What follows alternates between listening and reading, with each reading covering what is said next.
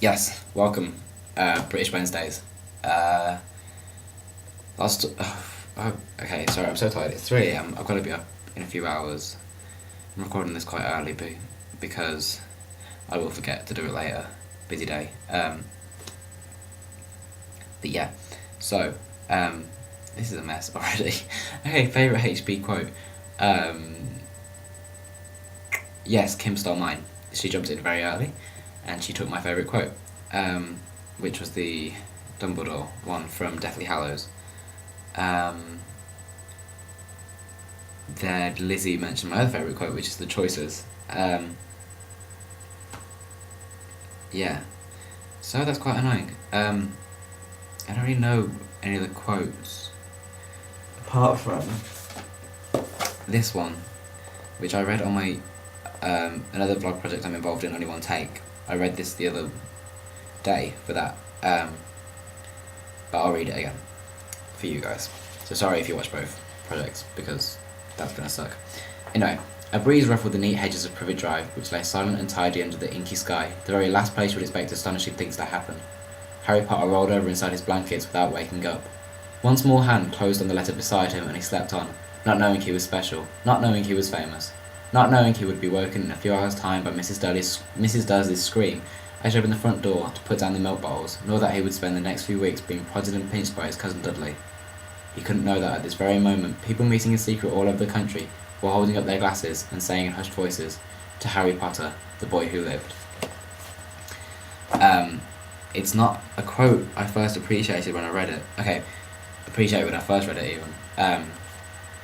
But I was like 9, so I kind of defend that. But I read it the other week and just love how it's, mixing the ordinary and the extraordinary, and really showing the impact that Harry Potter's had on this world.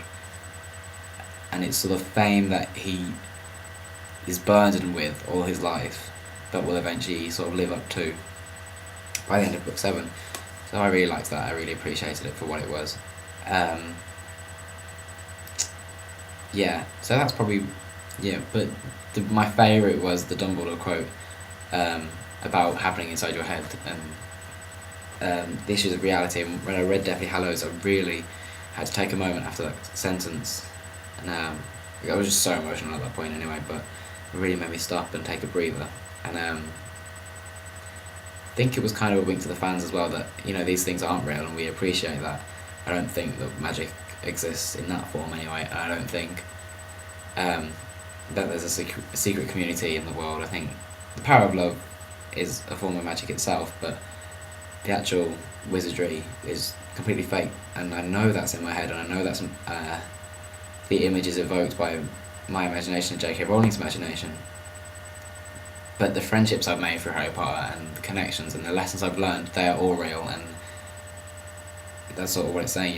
Even if it is happening inside Harry's head, he's still learned from that experience. He's still become a better person from that meeting with Dumbledore, and has still gained the knowledge that he needs. So yeah, I really love that quote. I don't know if it was kind of a wink to the fans, but I kind of feel that it might have been. So I like it. Yes. Kim also stole my favourite book series, apart from Harry Potter, which is his Dark Materials, which I read and was just astounded by the scope of them. And they've been criticised for being quite atheist. As a Catholic myself, I still enjoy the books, knowing that, again, the themes in them aren't real. They may be someone's belief, but they're certainly not my belief. And it's one person's interpretation, and I can still enjoy that viewpoint, understanding that it's not it's not an attempt of an accurate representation of the world. It is an attempt at fiction, so I can appreciate it on that level. But yeah, really astounding books, especially when you reach the end of the third one. Really beautiful, great writing. A lot of talk about the Quest series. I really want to read them, obviously just because Lisa's amazing and she knows that, but everyone's just said how amazing books they are, aside from the fact that we know the author. But I need to get on ordering that pretty soon. I actually want to read it over the summer, preferably before Terminus, but we'll see how that goes. Um, hey, so then Josh um, set the challenge of first love, first betrayal, funniest story, either of those. Um, I'm gonna jump to the funniest story and dodge that slightly, because I don't. I can't think of a funny story. I think of many moments that have made me laugh my ass off. Many happening at Prophecy, in room 3428. Just so many things that made me laugh in my life, and laughter is a huge part of my life. I'm very thankful for that fact. Yeah, and I think I can remember, so I'm going to tell you the story of last night, which is me and my friends, my flatmates, headed out to the club in town called Camel, weird name for a club I know. And it was they were setting their record for the latest they've ever been open, and their previous record was 4:45 in the morning, and last night they made it to 5 a.m. So it was quite impressive. So we came out of 5 a.m. and sort of stepping outside into the bright sunlight, because it is the middle of May and 5 a.m. is past sunrise, so it was really bright sunlight. So we started to walk down to where the taxis were, and there was a chicken restaurant open, so we jumped in there and I got some chips, and people had chicken burgers at 5 a.m. Because food's always good after a lot of alcohol, I feel. But the taxi place was closed, and which means the taxi place we usually go to was closed, which means we'd have to spend a lot more money on a taxi. So me and one of my flatmates and two of our friends decided, you know what, let's walk. It's not that far. So we walked home. It took us 2 hours walking along these roads, through fields as well at one point, down country lanes, and friends fell over. I'll say cow poo. Was stepped in multiple times, not by me thankfully, and we stumbled into home with our clothes on that we'd been out in, freezing cold, well not freezing cold but quite cold, in the daylight at 7:15. So I think random moments like that really just make life interesting and varied, and it is the student life. We did save money on the taxi, which was quite worth it, but yeah, so I slept through most of today. It's now 3:30 and I'm awake again. So yeah, next, moving on. Oh my god, just making through a list of challenges I had. Edward stepped in for Lizzie, because unfortunately Lizzie isn't very well at the moment. Much love and good karma, as Lisa would say, going to Lizzie at this time. I'm sure she'll be fine, and I can't wait to see her again. So Edward did a great job at stepping in, probably a better attempt at a vlog than I've ever achieved. So that was quite impressive, and I thought I'd jump in with my first memory of Edward.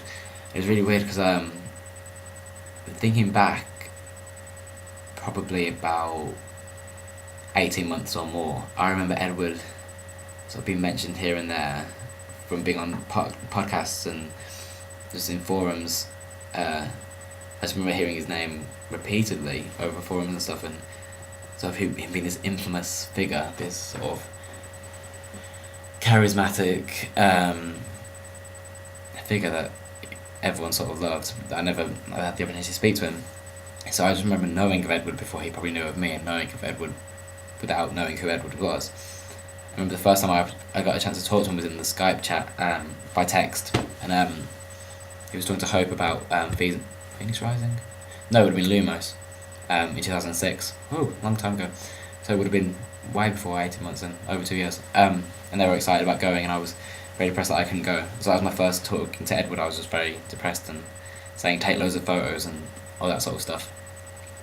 But then my actual first physical memory of Edward was when we met in Toronto. I was supposed to meet Lizzie and Edward at the airport in Toronto before we headed to the hotel, but Lizzie and Edward's flight got rearranged. They both got put on separate flights. So Lizzie got there, and I was kind of like, hey, where's Edward? And so I didn't get to meet him until a few hours later when he came into he came into room 3428. Actually, that was the actual room I met him in, and he was apologising for his flight, which was obviously a silly reason to apologise, but appreciated all the same. But yeah, but Edward's awesome, and I can't wait to see him again in Chicago.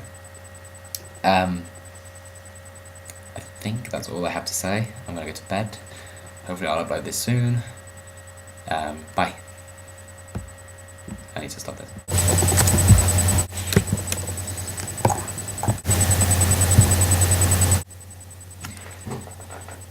Okay, hi.